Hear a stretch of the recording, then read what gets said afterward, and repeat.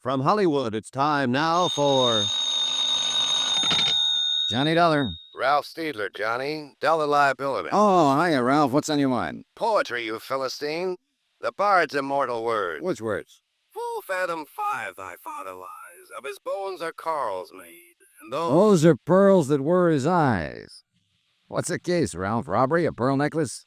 life insurance. $75,000 worth of bones. Down on the bottom of the deep blue sea. Or so they say. So who say? The insured's wife. The insured's best friend. Oh, they're quite positive about it. But you're not, is that it? Johnny, if I'm going to be stuck for 75 G's, at least I ought to get the straight dope, shouldn't I? All right, I'll get it for you.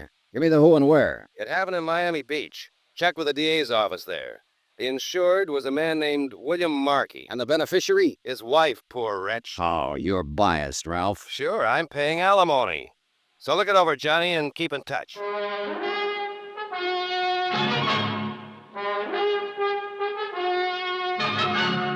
Tonight and every weekday night, Bob Bailey in the transcribed adventures of the man with the action-packed expense account, America's fabulous freelance insurance investigator. Yours truly, Johnny Dollar.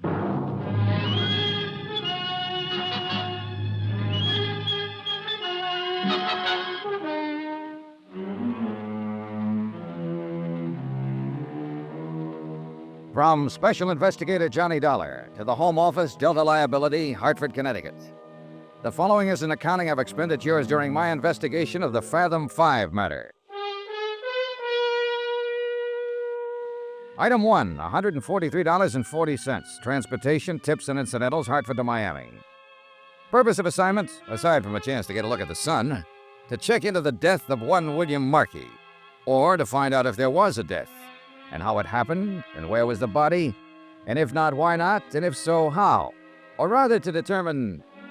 Well, anyway, the deputy investigator from the DA's office, a man named Barney Wilson, was at least as confused as I was, and he'd had a 2-day head start. Now, we're going on the assumption, of course, that the man is dead. But legally, you understand, the fact hasn't yet been established. Meaning exactly what, Mr. Wilson? Well, it's pretty strong evidence, but no corpus delicti. Not so far, anyway. Maybe you'd better start at the beginning. And that would be where, Mr. Dollar? How much do you know about the case? Well, very little. The dead man, if he is dead, was named William Markey. He was 46 years old, owner of a consulting engineering firm in New York. He'd been married to his present wife for 3 years. Her age is 30, and she's the beneficiary of his insurance. And, I might add, a charming and lovely young woman.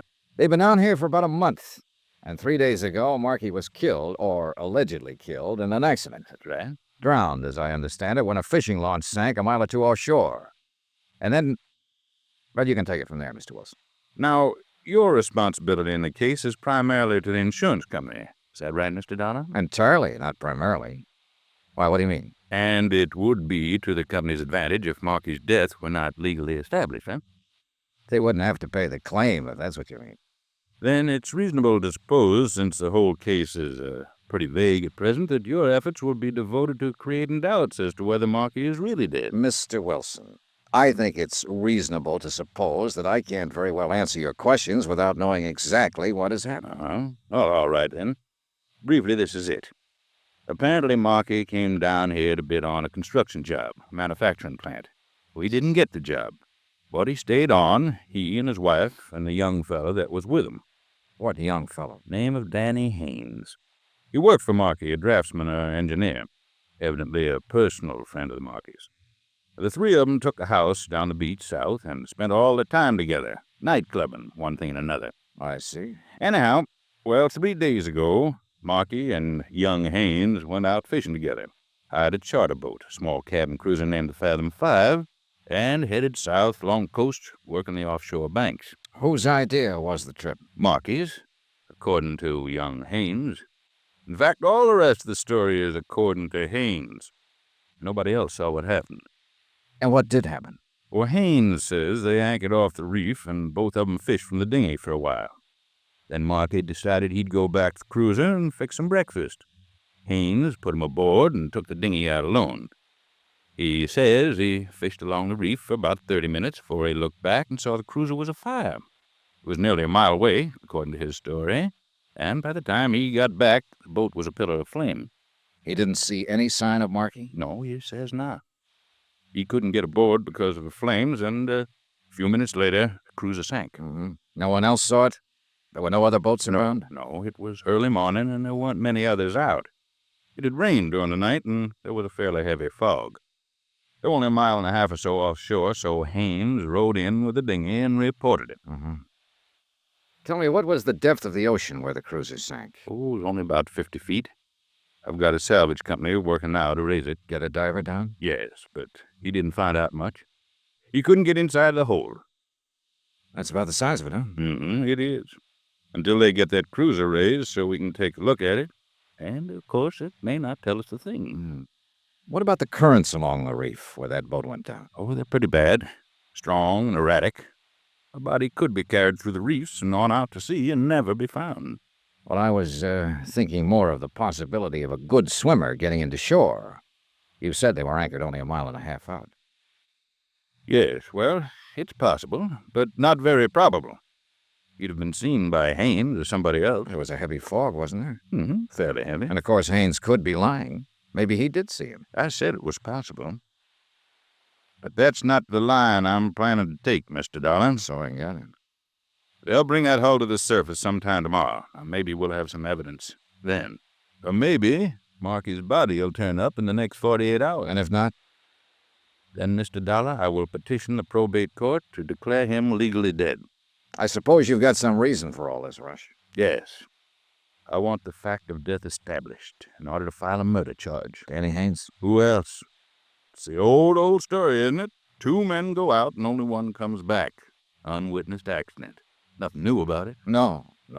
And it's never been an easy one to prove. Well, it'll be a lot tougher a year from now if you people put up a fight and force the decision up to the Superior Court. Suppose Haynes himself fights. I wish he'd try. Be the next thing to an admission of guilt. Oh, Mrs. Markey. She has legal status in the case. She could do it, but she won't. Yeah, you're probably right.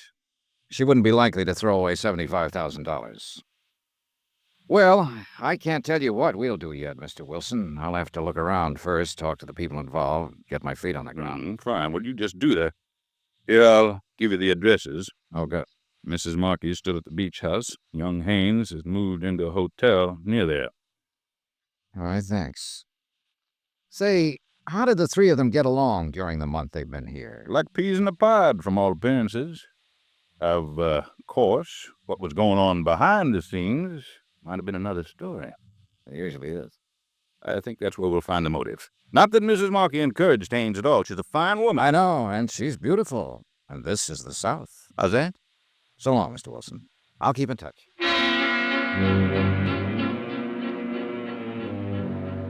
Expense account item 2, $3.35. Telegram to Hartford requesting an investigation of the Markey firm's financial status, both currently and over the past 3 years. And a similar check of Markey's personal financial status. Item 3, $4.10. Taxi to the Pompano Beach Hotel to talk with the DA's prime suspect, Danny Haynes. Look, Mr. Dollar, I've been over the whole thing with the police a half a dozen times. I'd still like to ask you a few questions, if you don't mind. They've got the whole story, all I know about it. They had a stenographer to take it down. Why don't you go to them with your questions? Maybe I got different questions. I told them everything I know about it. Look, Danny, you don't have to talk to me, but if you're smart, you will. Why so? Because the police already have their minds made up. Or at least Barney Wilson has. Sure. He's out to prove I killed Mr. Markey. Well, look, my mind isn't made up yet, so you can't lose anything by talking to me. Unless, of course, you did kill him. It happened exactly the way I told them. All right, what do you want to know? How long did you work for Markey? 2 years. Did you get along with him all right? Sure. It was a good job, no complaints. You got to be pretty close personal friends, I understand. Well, I used to go to their apartment in New York once or twice a week for dinner, drinks. And then the three of you came down here together on a vacation. It wasn't a vacation. Mr. Markey came down to bid on a job.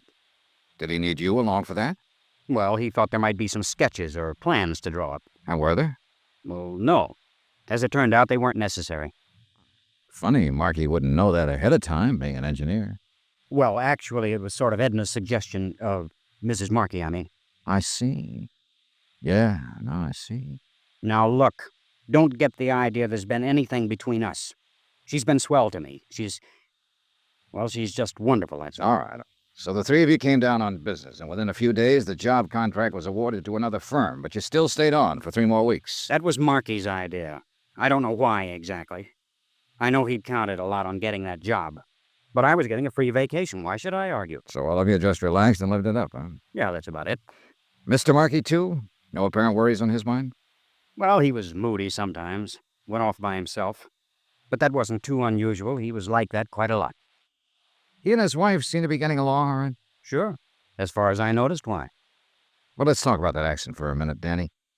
Whose idea was it to go on the fishing trip? Mr. Marky's. He woke me up at 5 in the morning, said he'd already phoned and hired the boat. The Fathom-Five. Yeah, the same one we'd had a couple of times before. Well, I wasn't much for it. It was misting out with a heavy fog, but he was real hot on the idea, and I couldn't very well argue he was the boss. Was Mrs. Markey up when you left? No, but she knew we were going. She'd packed a lunch. I guess they talked about it the night before. All right, you took the boat out then and followed the reef south, and what happened? Well, we anchored as close as we could get to the reef and went out in the dinghy for about an hour. No luck at all. Then Mr. Markey decided he'd go back on board and fix something to eat. I let him off and then rowed back along the reef. I figured as long as I'd had to come, I might as well try for a strike or two at least. And a while after that, I looked back and saw the cruiser was on fire. Was it still foggy then? Yeah, about the same. I could just see the glow. I couldn't even be sure what it was until I got close. I tried to get on board, but the flames were too high. I kept yelling, but there was nobody around. And you didn't see or hear any sign of Markey? No, I guess he was already dead. Then, not more than 5 minutes later, the cruiser sank. Yeah. Danny, do you have any theory as to what caused the fire? Well, there was a hot plate on board. A gasoline pressure rig. It was an old one in pretty bad shape. We'd talked about it before. I think it may have leaked into the bulkheads in the bilge, and when Mr. Markey went to light it to fix breakfast, the whole boat just went up in flames. I see. Tell me something, Danny.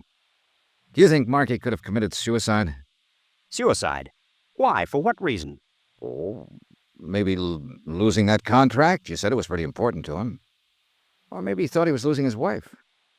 What do you mean? Well, maybe he misinterpreted your friendship with her, Danny. You're crazy. You're in love with her, aren't you? That's my business. I told you there was nothing between us. All right. But did Markey know that? Look, you're the same age she is, and he was 15 years older. A man like that might get to wondering... Knock it off, Dollar. Nobody's private life is going to be dragged into this. You better stop and think, Danny. Well, you still got time. A defendant in a murder trial doesn't have any private life.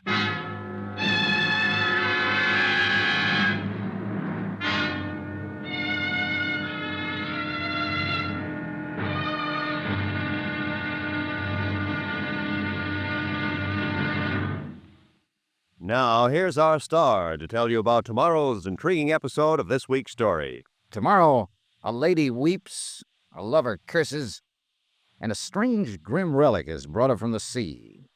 Join us, won't you? Yours truly, Johnny Dollar.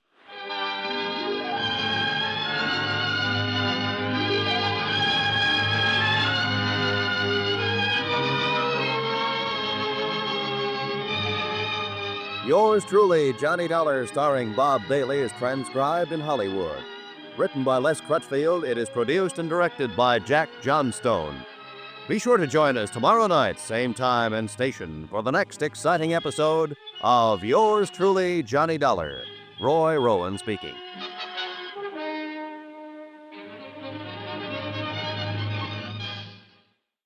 From Hollywood, it's time now for...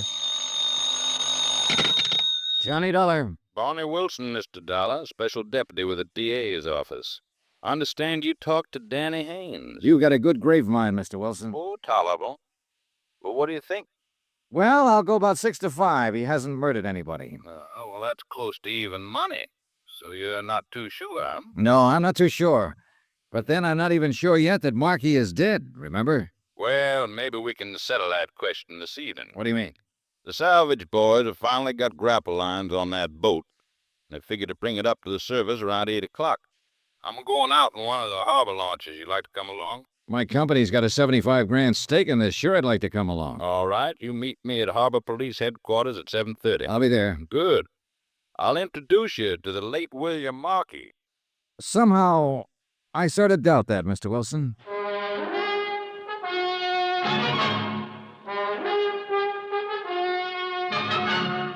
Tonight and every weekday night, Bob Bailey in the transcribed adventures of the man with the action-packed expense account, America's fabulous freelance insurance investigator. Yours truly, Johnny Dollar.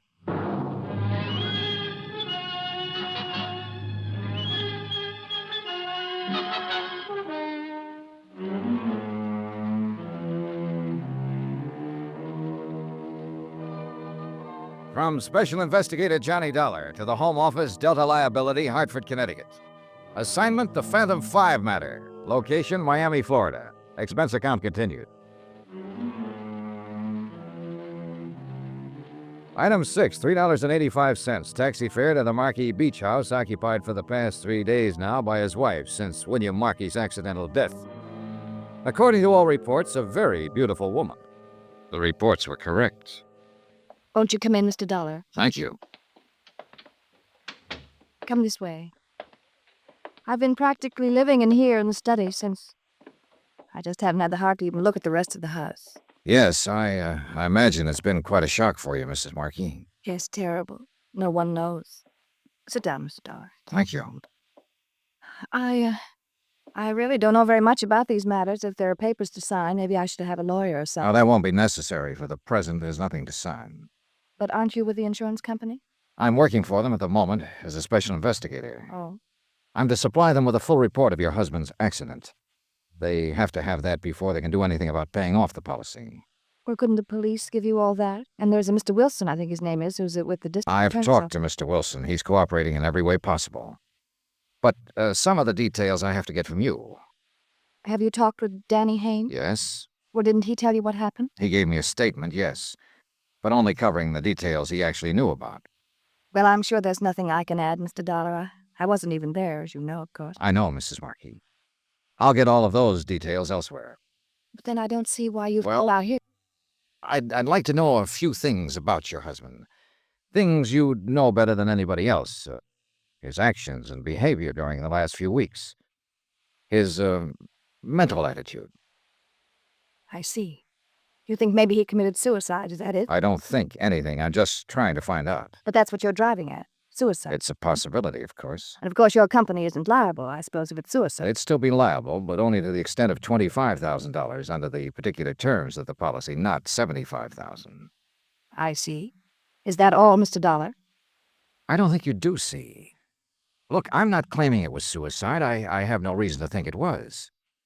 But these questions are going to be raised by the claims board when they meet to consider settlement. And they're not going to pay out any money until they have the answers. So that's why I'm here, Mrs. Marquis, to get those answers ahead of time. Now, you can help or you can hinder. But I think you ought to realize that you'll be mainly hindering yourself. It was not suicide. Bill wasn't that kind. You didn't know him. I resent your implication, Mr. Dollar. He'd never do a thing like that. I said I have no reason to believe that he did. Please forgive me. I guess I'm sort of living in a state of shock. I'm not like this, really. Suspicious, belligerent. Well, sure, I understand, and I'm sorry to have to bother you this way, but there are certain questions. I know. These things have to be done. It's all right. Would you like a drink, Mr. Dollar? Not unless you're having one. Yes, I think I would like something. In that case, I'll have a scotch on the rocks, please. Oh, here, let me fix it. Thank you. Make mine the same. I guess it was the mention of suicide that set me off. Bill and I were married for 3 years. We were completely happy every minute of it. Nobody in the world had less reason than Bill to do a thing like that. What about financial problems? None that I knew about. Did you work before your marriage, Mrs. Marquis? I was an entertainer. Chorus? Yes. I suppose that gives you the usual impression. Oh, do I seem like a visiting fireman? No. I just thought you might have been a dancer because you carry yourself so well. Lithe and graceful. Well, I've been away from it for quite some time. It doesn't show. Here's your drink. Thank you. Maybe it'll help me relax a little. I think it might. Tell me, Mrs. Marquis, how did your husband and young Haynes get along? Well, that should be obvious. We brought him down here with us. Had him living here in the house for a month. But I understood that was primarily your idea. Who said that? Did you suggest bringing Haynes along, or was it your husband? Well, I might have. I don't remember how it came up now, but Bill was all for it. Otherwise, he'd have put his foot down. Any possibility that he resented Haynes' presence but kept it to himself? course not. Why should he? I don't know. Well, if you're trying to imply something... I'm just asking. I understood your husband had spells of brooding during the last few weeks, and I was trying to find out the reason for it. If he did, I'm sure I didn't notice it. What are Danny Haynes' feelings towards you? I think you're pretty insulting. I wasn't intending to be. Well, what would you call it? Just another routine question. I wasn't meaning to imply that you encouraged him in any way. I certainly didn't. But he's young, impetuous. You're very attractive. Maybe he cooked up crazy notions without any encouragement. He thought of me as a friend, that's all. No attitudes on his part that your husband might have misinterpreted. I don't believe I care to answer any more questions like these, Mr. Dollar. Look, I'm not just asking them for my own pleasure, Mrs. Markey. I I'd a lot won't- rather not ask them, but I've got a job to do. Well, I fail to see why it's necessary to probe into our private lives. All right, I'll tell you why. Your husband supposedly died out there beyond the surf when a cruiser burned and sank. What do you mean, supposedly? His body hasn't been recovered, so at present the evidence of his death is purely circumstantial. In fact, there isn't much evidence one way or another. But who could possibly doubt it? The insurance company will doubt it, Mrs. Markey, and they'll hold up processing any claim for payment until one of two things happens. Until I turn up sufficient proof of death to convince them, or until a court declares your husband legally dead. I didn't... Barney Wilson from the DA's office, for reasons of his own, is going to file for an immediate court decision. I'm pretty sure of that. But as things stand now, my company will fight it. And with no more evidence than Wilson has, they'll be able to fight it successfully. But all those questions, what was the point? What were you driving at? Your husband's death had to result from one of three possible causes. 1, an accident. 2, suicide. 3, murder. Murder? But there was no one with him except... Do you mean Danny? That's one possibility. 1 out of 3. No. I've no reason at the moment to give it any more weight than the other 2. But there is one thing certain, Mrs. Markey. In view of the circumstances, not one cent of insurance is going to be paid until one of those causes is proved. But what can I do? I don't know anything about it. Maybe you don't. Or maybe there's something you've forgotten, don't think is important. Or something you haven't wanted to talk about. I don't know, of course. But it might be worth thinking about. It was nearly dark when I left the house, and I wouldn't have noticed the man standing under a palm tree by the driveway if he hadn't made a sudden move to get out of sight. Then when I walked toward him, he scurried out of the drive and slipped into a car parked at the street. I could see it was an old model, but I couldn't identify the make. I caught the last 3 numbers on the license plate before it disappeared around a bend. I couldn't quite figure it. It might have been Haynes, or some ghoulish swindler who was scared off when he saw the widow wasn't alone. The numbers were 642.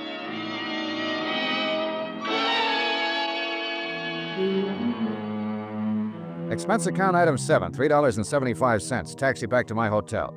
Item 8, $6.25, dinner and incidentals there. And item 9, $1.40, taxi again to the waterfront headquarters of the Harbor Police. 30 minutes later, I was in a police launch with Deputy Agent Barney Wilson several miles down the coast, skimming across the water toward a bright cluster of spotlights where a salvage barge was working into the night to raise the burned hulk of the charter cruiser Fathom-Five. You still got your mind set the same way, Mr. Dollar? What way was that? That there hasn't been any death or any murder? Oh, come now, Mr. Wilson. You're mistaking an honest scientific skepticism for a set of mind. Well, that's very pretty, Mr. Dollar. What does it mean? Well, I haven't taken any definite position yet. But I've got to see more evidence before I'll consider proof of death to be established without a question. That means you'll file a demurrer against the declaration by the courts. It's not up to me, it's up to the company. But I can tell you right now that if you petition, they'll move to block it. You have no real evidence, Mr. Wilson. I'm getting it, though, piece by piece. The sea is starting to give up its prey, Mr. Dollar. What do you mean? The boys found his shoe late this afternoon, washed up in the surf just about where you'd expect to find it if it had been carried in by the current. Identifiable? From the same New York shop that Marky's other shoes came from. Same size, same style. Well, it's something, all right, but it's still not conclusive. What do you ask? That Marky walks up and tells you he's dead? No, I guess I'd settle for just seeing him that way. Oh, by the way, I wonder if you could have an auto license checked for me. A partial license on a used car, Florida plates. The last 3 numbers are 642. Well, it might take a while with no more than that to go on. Well, I've got an idea the car may have been purchased within the last 3 weeks or so. Maybe that'll narrow it down. You got an idea it may mean something? Look, I have no idea at all. I'm just playing the hunches. But it's about time something in this case started meaning something. We edged the launch up the side of the barge, tied up to a stanchion, and climbed on deck. The power winches on the derricks were still grinding away, and the sunken hull of the burned cruiser was nearing the surface. A crew of men waited with salvage pontoons, ready to float the supporting cradle into place as soon as the waterlogged hulk was raised. Wilson and I stood by the rail, watching, not talking, wondering, I suppose, what answers the wreck might supply us with. The taut steel cables inched their way slowly up from the depths, and finally the boat itself broke the surface of the water. Then the men moved in with the pontoons, and other crew members dropped a suction hose into the water-filled hull and started to pump to empty. Finally, the whole thing was high enough so we could see that the cabin and the deck were badly burned, almost destroyed. But strangely enough, the hull itself seemed to be undamaged. Then Wilson and I both noticed something at the same time, a solid column of water spouting from a round hole near the keel of the boat, and we both realized what it meant. Look, Dollar. Look there. Somebody opened the seacocks. Somebody left them wide open. So one thing is certain, it wasn't an accident. She was sunk deliberately. That's exactly what I've been trying to tell you right from the start. Huh? William Markey was murdered.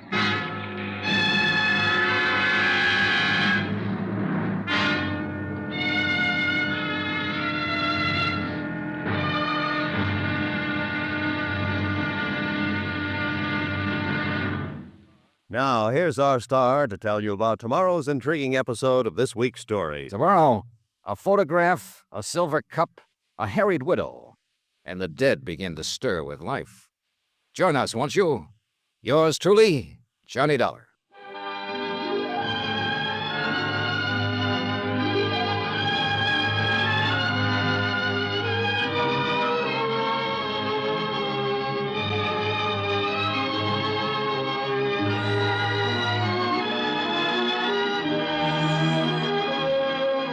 Yours truly, Johnny Dollar, starring Bob Bailey, is transcribed in Hollywood. Written by Les Crutchfield, it is produced and directed by Jack Johnstone. Be sure to join us tomorrow night, same time and station, for the next exciting episode of Yours truly, Johnny Dollar. This is Roy Rowan speaking.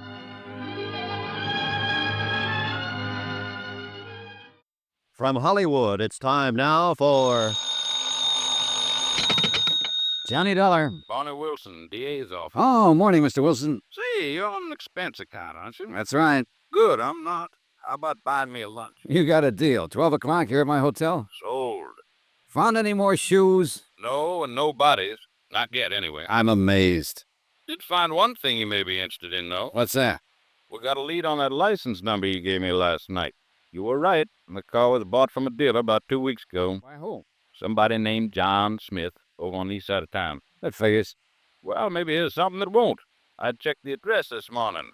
And you know what? Sure, a vacant lot. Well, now, how the devil did you know? See you at lunch, Mr. Wilson.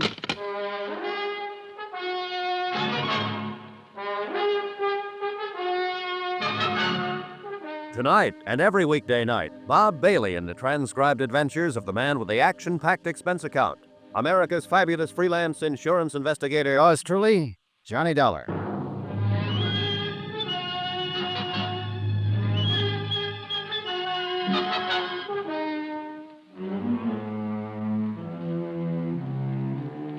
Expense account submitted by Special Investigator Johnny Dollar. Location, Miami Beach, Florida. To the Home Office, Delta Liability, Hartford, Connecticut. Assignment, the Fathom-Five matter. A sunken cruiser that refused to give up its dead. Item 10, $4.80. Lunch with DA Deputy Barney Wilson. A man who'd made up his mind about the case before I'd even arrived in town. Murder, he'd called it. When the hired cruiser Fathom-Five burned and sank mysteriously a mile or two offshore.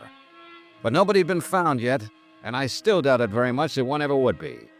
Because I wasn't even certain that William Markey was dead. Wilson, of course, had different ideas. Yes, sir, Mr. Dollar. It's the old story. 2 men go out in a boat and only one comes back. No witnesses, nothing. And if that doesn't indicate murder, say pass the sugar, will you please? Sure, here. You're convinced it's murder, and you're convinced young Danny Haynes did. Well, who else? Well, now that would be a fine argument to advance in court, wouldn't it? Sure. Certain conviction, simply because you can't produce any other suspect. Wilson, I don't think there's been any murder at all. Now, you can pass me the sugar. All right. Suppose you let me tell you how I figure it. While I'm eating my dessert? Marky and his wife took a liking to this Haynes kid and practically made him one of the family. And right there was their mistake, Usually is. because Haynes started getting ideas about his boss's wife. You have to admit Mrs. Marky's a mighty pretty woman. Who could deny it? She's Haynes' own age, and her husband was older. So the kid in that bird brain of his figured he had it all tagged, figured she actually went for him. I think he probably started bothering her, making a nuisance out of himself. And I'll lay you odds she'll admit he did, once she's convinced he's guilty. Well, I got a sneaking hunch you may be right on that. Oh, thank you. So what happened? Marky finally noticed the kid was getting a little out of line. Probably didn't even take it seriously at first, but eventually he must have decided he'd better get Haynes straightened out. So, he took him out on that fishing boat in order to talk to him alone, is that it? Now you're with a dollar. But the thing backfired. Haynes probably got mad, maybe started a fight, knocked Marky out, and that gave him his big idea. Spur of the moment, huh? Yes, sir. Now, with the boss out of the way, he'd have a clear field with the widow. So he threw Marky overboard, set fire to the cruiser, opened the sea cock so it would be sure and sink, and then rowed away in the dinghy. And how could he be sure the body wouldn't be found, washed ashore by the currents? Oh, he couldn't be sure. But what if it was? There was a heavy fog. Nobody saw what happened. He knew it'd be mighty tough to prove anything on him. Oh, brother, that's an understatement. As a matter of fact, it'll be impossible to prove that story. Yeah, well, once he's arrested and interrogated, I figure he'll break down and tell us the whole thing. Not unless he's completely simple-minded. No, you haven't even got the shadow of a case, Mr. Wilson. All you've got is a wild theory that doesn't even fit the facts. You got a better theory, I suppose. I think so. And would it be the kind that would take your company off the hook on that $75,000 life insurance policy? Now, by coincidence, it just so happens that it would. In fact, that insurance policy is the key to the whole thing. I sort of thought you might say that. I didn't have any pet theory at first, but I do now. I'm pretty sure this thing is an out-and-out insurance fraud, and Danny Haynes is being used as the fall guy. Oh, do tell. And what are you finding for evidence, Mr. Dollar? Oh, a lot of little things that are sort of starting to add up. For one thing, I got a long telegram this morning from a firm of confidential investigators in New York. I forwarded a request through Hartford yesterday. Yeah, they turned up quite a lot on Marky. Such as? His financial status for the main thing. Oh, well, go on. Well, when he and Mrs. Marky were married 3 years ago, the firm was in first-class shape. But they've been living high, living up his capital. If he'd got that contract he came down here after, it might have pulled him through, but he didn't get it. Net result, he was flat broke. So what? A lot of people are broke. But not many of them have a $75,000 policy. I thought that's what you were getting at. What I am getting at is what I think happened. And I think Danny Haynes is telling the truth. I think Marky did send him off alone in that dinghy. Then Marky fired the boat, opened the seacocks, and while she filled up and sank, he swam ashore in the fog. And he's waiting it out somewhere now until his widow collects the insurance. Well, I don't see where you've got any more evidence than I have. Well, there's not much, I'll grant you. Not so far. But what there is adds up. I guess I'm just stupid, Dollar. Oh, look. Take Mrs. Marky's attitude, for instance. She's trying hard to play the role, but it doesn't come off. Now, does she act to you like a 4-day widow? Well, she's got a lot of self-control. Well, I'll say she has. I tried to goad her yesterday when I talked to her, came right out and practically insulted her. And how did she react? Never took her eyes off that main chance, the $75,000. Well, you know, it's not exactly unheard of for a widow not to mind too much being a widow. Oh, no, that's not the impression she gives. She's tense enough, nervous as a cat. But it's not because of grief or any feeling of relief either. It's because she's afraid she might say the wrong thing and let her foot slip. Well, everybody's got a right to their own opinion. Another thing is that Marky's body hasn't turned up. Now, I talked to the harbor master this morning. He knows the currents along this coast backwards and forwards. He says it's the only one chance in 100 that Marky's body would have been carried out through the reef instead of thrown up on the beach about where you found that shoe. So this is the one time in 100. That was a mighty fine lunch, Mr. Dollar. We're going to fight you, Mr. Wilson, if you petition the court to declare Marky legally dead. Yes, I sort of figured you would. Hensley and Davis phoned me this morning and said you'd retained them as counsel. That's right. Well, I've been fought before. Expense account item 11, 10 cents. Phone call to Edna Markey, widow of the allegedly deceased and beneficiary of his insurance policy. Hello? Mrs. Markey? Yes? This is Johnny Dollar. Oh. Oh, I didn't recognize your voice. I wonder if I can ask a favor of you. Well, if it's something like... I'd like to borrow a photograph of your late husband for a few hours. Well? I'll take good care of it, make sure it gets back to you. Well, the fact is I really don't have one. Oh, well, you must have forgotten. I noticed one yesterday afternoon on the mantel in your study. Well, I meant not a good one. Well, that one will do fine, and thanks a lot. Has something new come up, Mr. Dollar? Yes, you might say that. I'll send a messenger out to pick it up. Goodbye, Mrs. Markey. Item 12, $3.80, messenger service. Item 13, $1.90, taxi fare to the used car lot of one Truthful Tom, the dealer who'd sold a car to a man named John Smith. A car that had departed suddenly from the vicinity of the Markey Beach House when its driver saw me come out of the house. I wasn't too sure whether Tom was truthful or not, but one thing was certain, he was typical.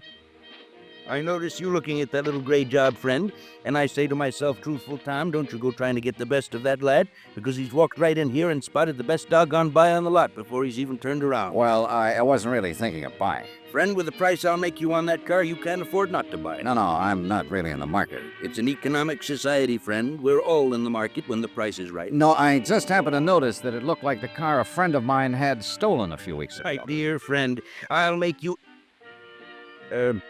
Did you say stole it? Oh, it may not be the same one, of course. I've got papers on that car. I've got papers on every last car on this lot. Did you have papers on the one you sold to John Smith 2 weeks ago? If he says I didn't, he's a liar. Now, wait a minute, mister. And I can get a dozen witnesses to prove it. You remember him then? Well, do you?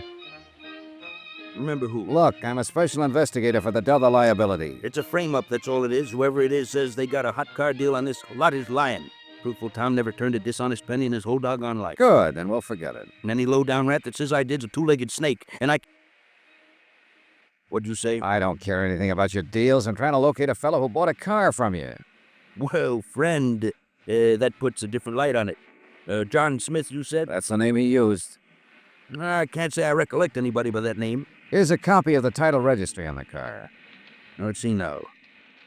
6842, dark green... Oh, that was that old clunker that...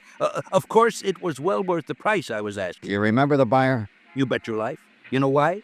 Because he paid cash. Not a check, cash. I mean the real long green Missoula. Would you recognize a photograph of him? Well, I might if...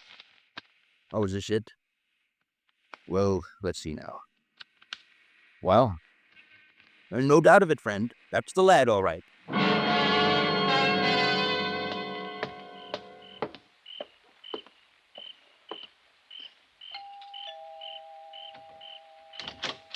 Good evening, Mrs. Markey. Mr. Dollar. I brought back the photograph of your husband. Oh, there wasn't that much hurry about it. Did it help any? Quite a bit. Do you mind if I come in? Well, all right, of course. Thank you. You know, I've been trying to think all day long what you could possibly want with that picture. I still can't imagine. You can't, huh?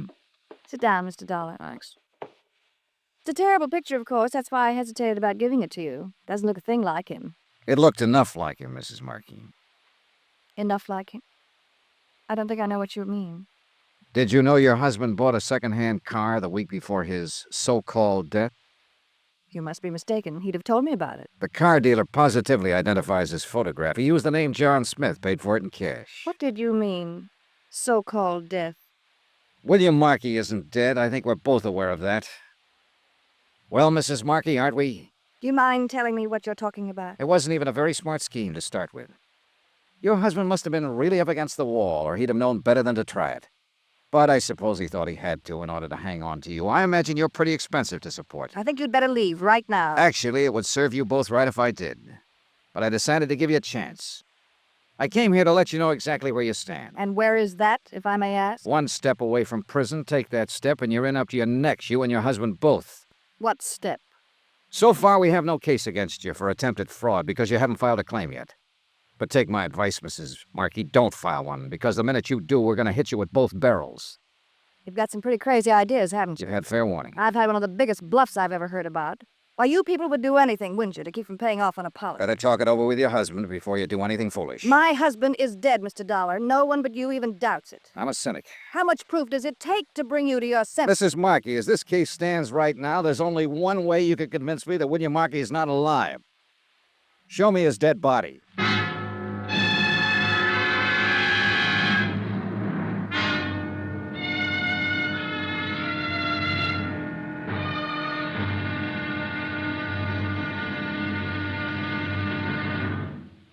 Now, here's our star to tell you about tomorrow's intriguing episode of this week's story. Tomorrow, a crazy kid in love, a right decision by a court, and then the whole case smashes wide open.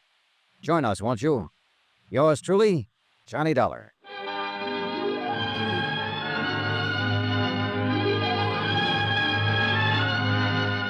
Yours truly, Johnny Dollar, starring Bob Bailey, is transcribed in Hollywood. Written by Les Crutchfield, it is produced and directed by Jack Johnstone. Be sure to join us tomorrow night, same time and station, for the next exciting episode of Yours truly, Johnny Dollar. Roy Rowan speaking.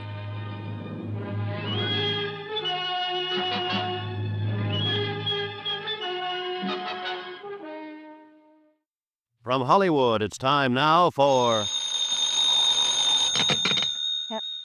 Johnny Dollar? Yes, just a moment. It's for you, Mr. Dollar. Thanks. Johnny Dollar, Barney Wilson here. Your hotel told me where to locate you. I'd rather you located that car. All the police agencies in the state have the license number and description. It'll turn up. Well, the sooner the better. It'll take more than a car to prove William Markey is still alive. The dealer who sold it to him identified his photograph. All right, but he bought the car 2 weeks ago. We know he was alive at that time. In case you've forgotten, Mr. Dollar, the Fathom-Five sank only 4 days ago. That's when Markey was murdered. Okay, we're not going to settle it by arguing. That's why I phoned. It's going to be settled tomorrow morning. You petitioned for a hearing? 10 o'clock in Judge Campbell's chambers. You're making a mistake. See you in court, Mr. Dollar.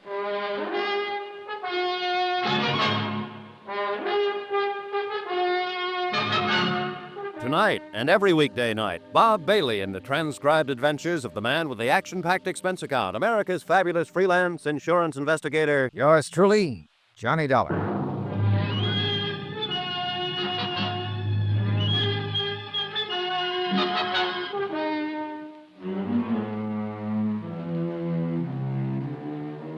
From Special Investigator Johnny Dollar, location Miami Beach, to the Home Office, Delta Liability, Hartford, Connecticut.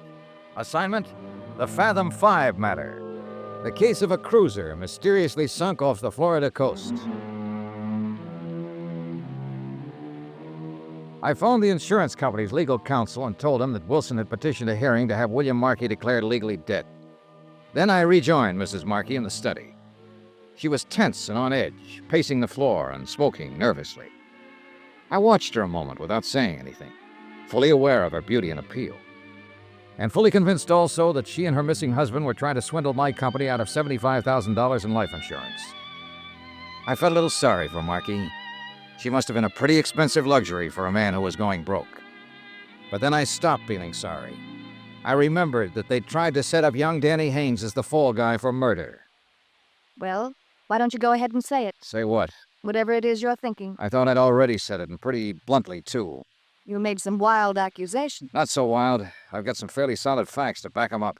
Apparently the DA's office doesn't agree with you.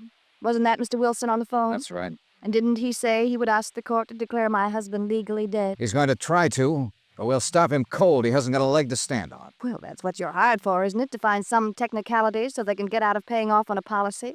Attempted fraud isn't exactly a technicality, Mrs. Markey. I'll repeat that advice I just gave you. Get in touch with your husband, tell him the scheme is off, it won't work. And don't file a claim for that life insurance. You'd like that, wouldn't you? You'd just love to bluff me out of $75,000. No, I just kind of hate to see you go to prison, that's all. And that's exactly what is going to happen if you file that claim. You keep talking about some scheme. What scheme, Mr. Dollar? You want it laid right on the line, huh? I'd like to know what you're talking about. And just how much I've figured out, all right. All right, I'll paint it for you in black and white. Your husband was broke, flat broke. I'm not guessing there. I got a report on him from a financial investigator in New York. I knew nothing about his business affairs. That I wouldn't know. Anyway, he thought he saw a chance to pull off a swindle on the basis of the only thing he had left, that $75,000 life insurance policy. So the two of you worked it out together. Did your financial investigator tell you that? Or would you be guessing? Your husband bought a car under an assumed name and probably rented living quarters somewhere in the area under another assumed name. So it was all set. It was just a matter of waiting for a morning when a heavy fog was down. You have a fantastic imagination. Meantime, just in case the accident theory didn't go over, you kept playing young Haynes along so it would seem as though he had a motive for murder. And that part was a cinch. He was already halfway in love with you. You also have a rather nasty imagination. So finally, 4 days ago, conditions were just right. Your husband took Haynes out on that fishing trip in the Fathom-Five. He anchored the cruiser and sent Haynes off along the reef in the dinghy. Then he set fire to the boat, opened the seacock so it would be sure to sink. He swam ashore and drove off in the car that he bought for exactly that purpose. As I understand it, Mr. Dollar, that cruiser was anchored a mile or two offshore. Are you actually suggesting my husband swam that distance? You mean that's something else you supposedly didn't know about?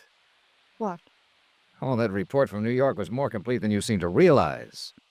William Markey has been a member of the Greenpoint Athletic Club for years. He won silver cups in the Long Island Sound Marathon swim 3 different times. I knew he belonged to the club, of course, but I assumed it was more Of social. course he could swim that far. That particular talent was probably what gave him the idea for the whole thing. There's no proof, you know. Not one bit of real proof. There will be, if you try to collect that insurance. We'll turn up enough proof to reach all the way from here to the state prison, so if you try to... You excuse me, please. Yeah, sure. I'll be right back. I lit a cigarette and waited for her, wondering why I even bothered to come here. I was fed up with it, sick of the whole thing. Fraud cases are like that, messy and dirty. You see people with a mask down and you get a look inside. And you get to wondering if everybody's like that. Wondering if you'd be like that yourself, maybe, if the price were right. And if you are, you hope you never find it out. All I wanted at the moment was to leave the house, wind the thing up, and get out of town. I'm sorry, Mr. Dollar. It was somebody looking for an address. I mean, they had a wrong address. I see. Well, I think we at least understand each other now. Yeah, I'm sure we do. And I can say only one thing. You're wrong. You're completely and absolutely wrong. Maybe. I wish you weren't. I wish my husband were still alive, even under the circumstances you believe. Maybe I wouldn't be on the verge of a nervous breakdown, trying to hold on to my sanity. Maybe I wouldn't be crying alone at night. You have my deepest sympathy, Mrs. Markey, for everything you're going through. There's no use at all in trying to talk to you, is there? Not unless you care to tell me where to find your husband. Good night, Mr. Dollar.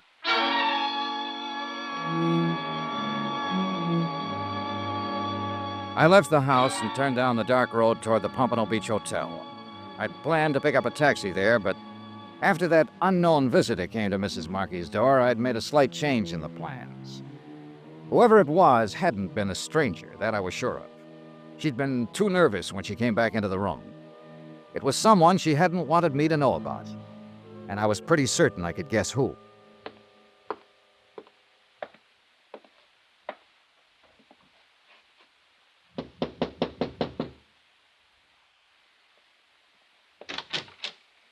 Evening, Mr. Haynes.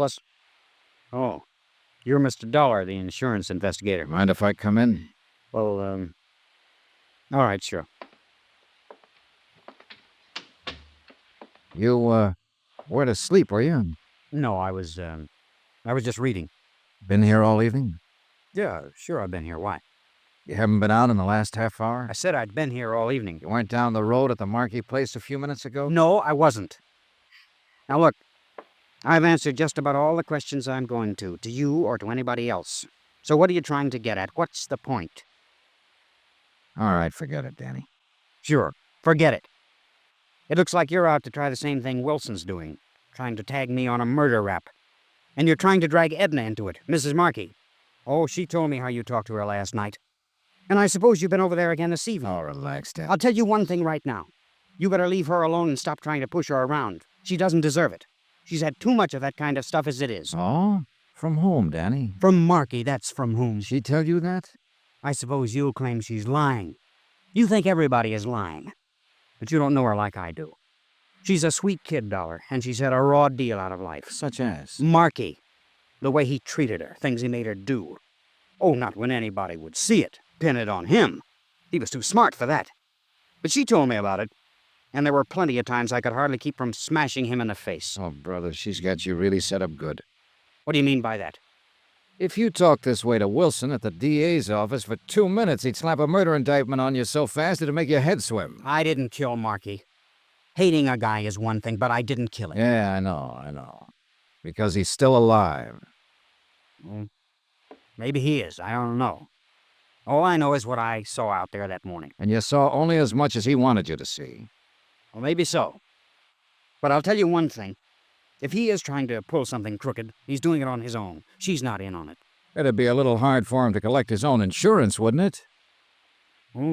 Maybe he figured to get it away from her afterward. I don't know what he might be planning on, but I know she's got nothing to do with it. She's a great girl. I've never known anybody like her before. No, I don't imagine you have. I'd lay down my life for her if it ever came to that. And I imagine that's exactly what they were counting on. Good night, Danny.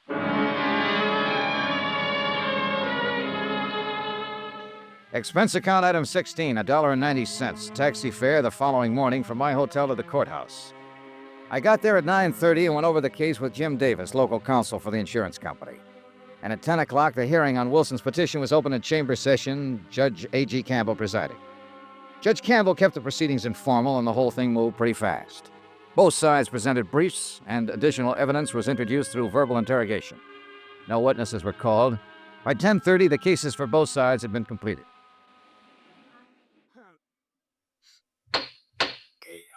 Very well. There's no further evidence or fact to rebuttal. The court will make its decision on the evidence at hand.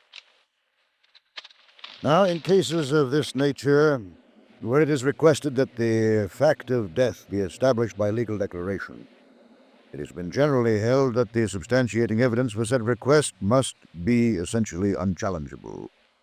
The precedents in law are too numerous to bother citing. Now, in the case we are considering here, it seems to the court that the substantiating evidence is far from unchallengeable.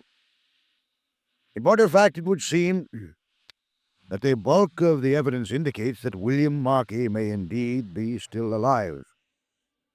Now, the court would be powerless to act even in the face of a reasonable doubt, and the contrary evidence here is a good deal stronger than the reasonable doubt. Therefore, in the matter of the request made herein that William Markey be declared legally dead, it is the court's decision that the petition not be granted. If new evidence becomes available at some future time, the petition may be resubmitted. The court is adjourned.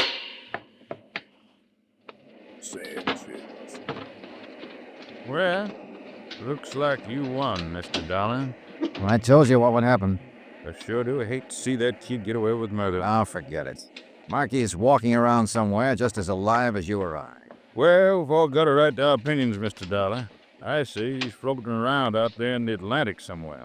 That's what he meant for us to think. Maybe so, but I... Pardon me, Mr. Wilson. A message was phoned in for you, but they wouldn't let me in the courtroom. Oh, thank you, old man. Will you excuse me, Mr. Dollar? Sure. Go ahead and read it. The minute I step out of that office, somebody's bound to start calling. Well. What's the matter? Mr. Dollar, the Coast Patrol hauled a man's body out of the surf about an hour ago. Been drowned. So? They got a quick check on his prints. It's William Markey.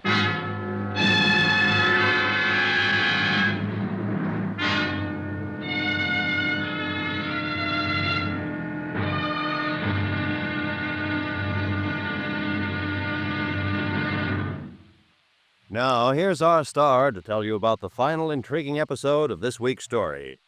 Tomorrow, a dead man tells a tale, but not the tale he was meant to tell, and thereby hangs the wind-up. Join us, won't you? Yours truly, Johnny Dollar.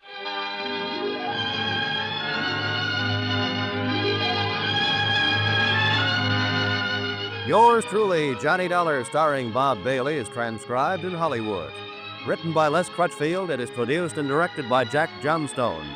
Be sure to join us tomorrow night, same time and station, for the next exciting episode of Yours truly, Johnny Dollar. Roy Rowan speaking.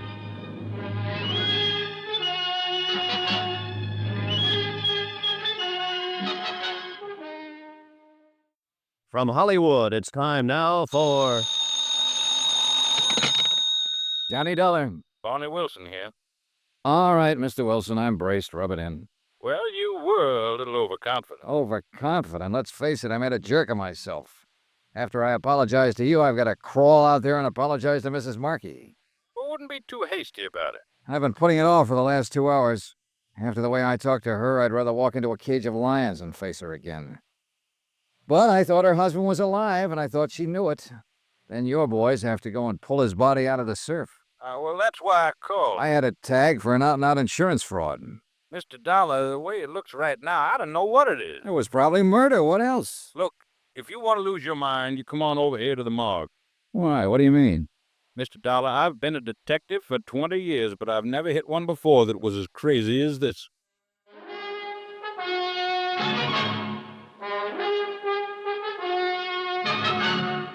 Tonight and every weekday night, Bob Bailey in the transcribed adventures of the man with the action-packed expense account, America's fabulous freelance insurance investigator. Yours truly, Johnny Dollar.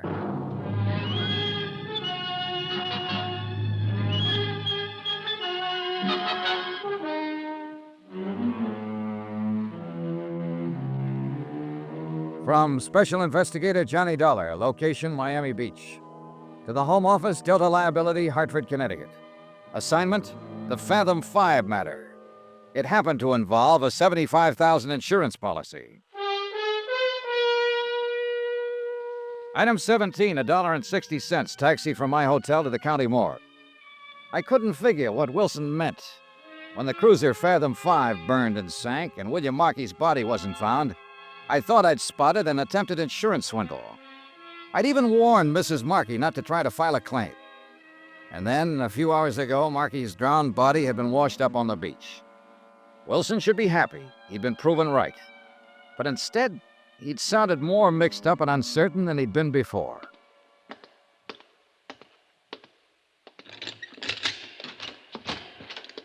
Come on in, Mr. Dollar. You know, you don't pick the pleasantest places in the world to hold conferences. I thought you might want to take a look at him. Though I'll be eternally blasted if I know what anybody could tell by looking. Well, here's the lad who's given us all the trouble, Mr. Dollar. William Markey, number 423. I never thought I'd see him here.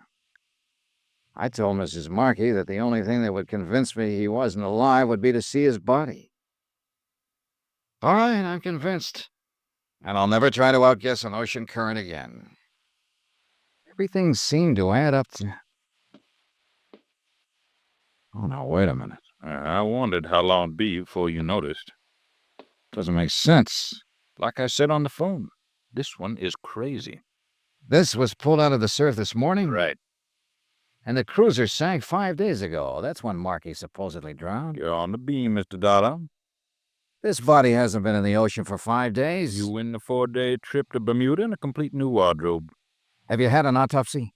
Doc Morgan just finished it 20 minutes ago. That's why I called you. Doc wouldn't stick around himself. No, I think he went out to get drunk. How long does he think Markey has been dead? Not over 18 hours since sometime last night. Looks like we were both right, for whatever good it is. He was alive after the sinking, just like you claimed, and now he's dead, just like I claimed. What was the cause of death? Drowning. Only you haven't heard the real crazy part yet. Why? What do you mean? You remember we found one of his shoes washed in a couple of days ago? Yeah?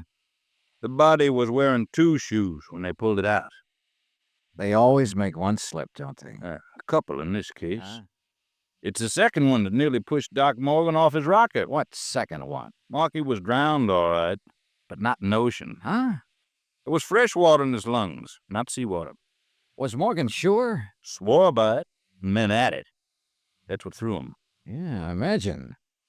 when you get an 18-hour test on a man who was supposed to have been dead for 5 days and find fresh water when it ought to be salt. Wow.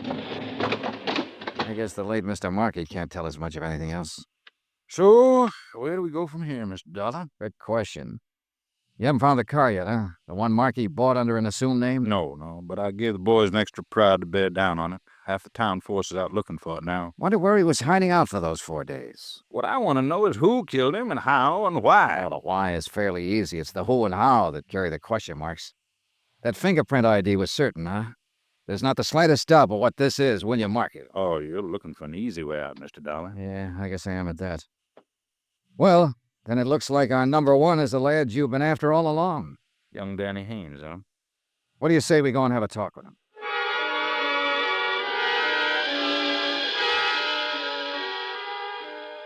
Only one thing was wrong with the idea. It didn't work. Haynes wasn't in, and the clerk at his hotel said he hadn't seen him all day. The night clerk admitted that he'd slept through most of his shift and wasn't sure of anything. We searched Haynes' room and found nothing.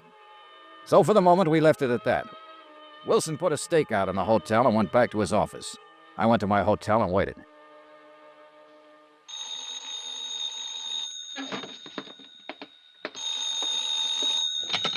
Johnny Dollar. Bonnie Wilson. Yeah, what's up? We finally got a break. The boys found that car. Where? Parked at the curb out on the east side of town. May have been abandoned there, or it may be where Markey was hiding out. It's in front of an apartment house. Have they checked through it yet? No, they haven't touched it. I'm leaving to go out there now. Want me to swing by and pick you up? If you don't, I'll sue you. I'll meet you out in front of the hotel. We stopped a block away and walked up to the apartment house. The car was still parked at the curb, and the plainclothesman watching it said no one had been near it. We went on inside and found the landlady, identified ourselves, and started questioning her. Luck seems to still be with us. Well, you see, most of my guests are permanent, as you might say, or at least as permanent as renters ever are. Yes, we understand. In fact, the only unit I've let in the last 2 months is number 14. That's up one flight with a pull-down bed. When did you rent that one? Well, let's see now. I think it was, about 10 days ago. He paid a month's rent in advance. Gee, what was his name? Mr. Jones, a very nice, quiet, middle-aged fella. Live by himself? Oh, yes, and never went out much. After he moved in, that is. He didn't stay here for the first 4 or 5 days after he rented it. Until the night the Fathom-Five sank. When did you see Mr. Jones last? Well, it's a funny thing. He went out yesterday evening and he didn't come back at all. What kind of a car did he drive? Oh, good heavens, I don't know. But you can look for yourself. It's parked out there at the curb. A friend of his brought it by a while ago. What? What's the friend's name? Why, I didn't ask him. He's an awful nice young fella. He said Mr. Jones was going on a trip and sent him to pick up his belongings. And he had Mr. Jones's key, so I decided it was all right. He's up there packing now.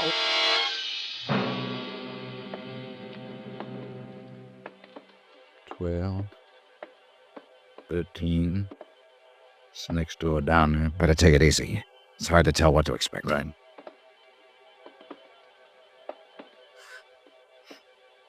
He's in there, all right. Try the knob. Easy. It's locked. And there isn't much choice. Who is it?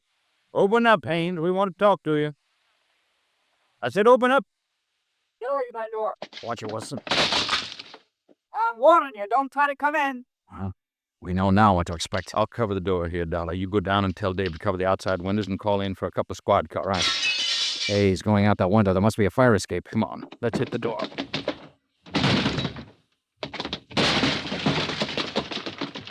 There he is, at the bottom of the fire escape. Hold it, Haynes. All right, Haynes, it's up to you. Throw down that gun or I'll drop you. I'm sorry, kid. He's down. Yeah, That second shot was dead center. I know. I tried to hold low on him, but it jumped up on me. Well, he said he'd die for her if it came to that. It came to that.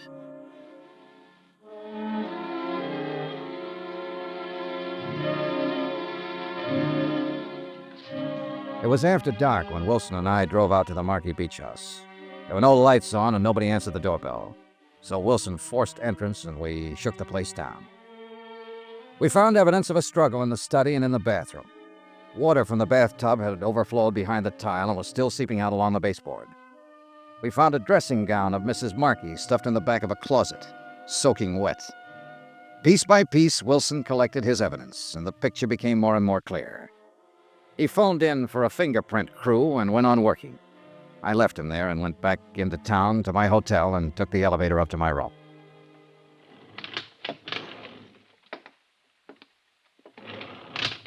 Mr. Dollar, What are you doing here? waiting for you. They've got extras out. They say the police shot Danny Haynes. I thought maybe you could tell me what it's all about. Sure. And what you mostly want to know is how much he talked before he died. Isn't that it, Mrs. Markey? Don't know what you mean. Then go on out to your house and ask Wilson. He's out there with a fingerprint crew. And I imagine he can tell you anything you want to know by now. I slept up last night. I thought it was Haynes who came to your door. But it wasn't. It was your husband. And you told him to come back later. Then when I left, you called Haynes and had him come over. If he said that, he lied. I even gave you the idea for it myself. When I said the only thing that could convince me your husband wasn't alive would be to see his dead body. So you talked Haynes into helping you provide the evidence I said I'd have to have. My husband's body was found in the ocean. They told me that this evening. Yeah, but he didn't die there. He was drowned in the bathtub at your house, and you and Haynes did it. You're out of your mind. Danny Haynes was alive. Then go tell Wilson.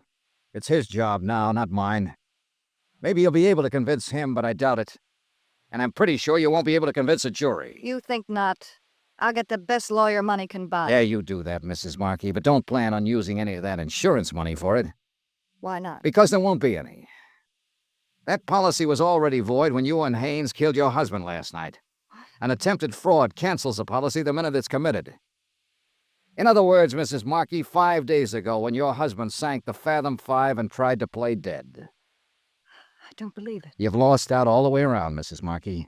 Your husband, your boyfriend, your insurance claim. And now you stand a pretty good chance of losing your life. A 4-time loser. That's really a record.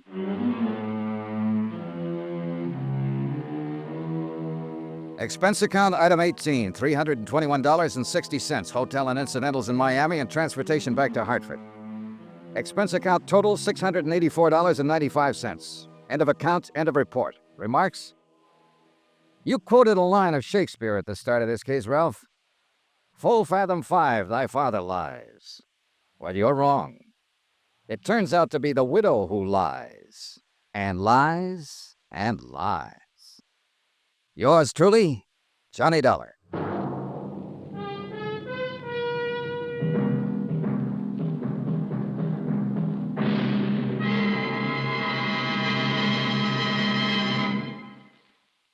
Remember, there'll be another exciting story of yours truly, Johnny Dollar, beginning next Monday night. Next week. Well, if I'd minded my own business, I wouldn't have heard the girl beg for help. And from that point on, I needed help. Join us, won't you? Yours truly, Johnny Dollar.